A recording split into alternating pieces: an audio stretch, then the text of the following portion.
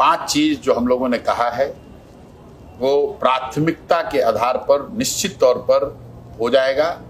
उसमें पहली बात यह है कि बिहार से साल भर के अंदर पलायन रोक दिया जाएगा। मैं नौकरी की बात नहीं कर रहा हूं।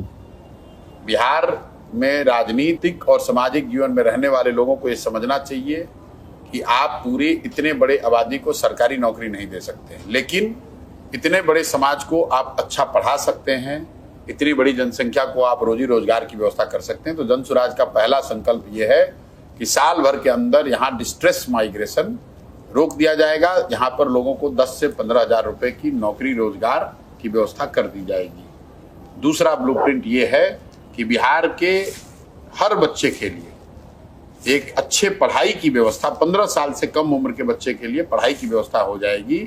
और जब तक वैसी व्यवस्था सरकारी स्कूल में न बने तब तक लोग अपने बच्चों को प्राइवेट स्कूल में भेज सकते हैं, उसका पैसा सरकार भरेगी। तीसरी व्यवस्था ये हो जाएगी कि बिहार में 60 वर्ष से ऊपर के जो महिला पुरुष रह रहे हैं और 400 रुपया आज उसको पेंशन मिल रहा है, उनको 2000 रुपया मिलने लगेगा।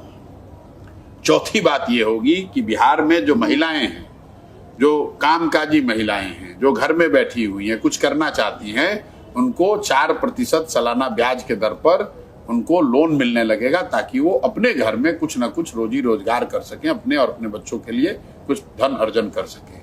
और पांचवी बात ये होगी कि जितने भी यहाँ किसान हैं वो धान, गेहूं, मकई का फसल जो उगा रहे, इस तरह की फसल को छोड़कर अगर वो नकदी की फसल करने लगे, मसाला की खेती करने लगे, सब्जी उगाने लगे, फल उगाने लगे, उनकी खेती को मनरेगा से जोड़कर उनको मुफ्त में मजदूर मुहैया कराया जाएगा, ताकि उनकी आमदनी, जो जमीन है वो तो बढ़ नहीं सकती है, लेकिन उसी जमीन की प्रोडक्टिविटी बढ़ाई जाए, उससे लोगों की आमदनी बढ़े। ये 5 चीज निश्चित हो जाएगा।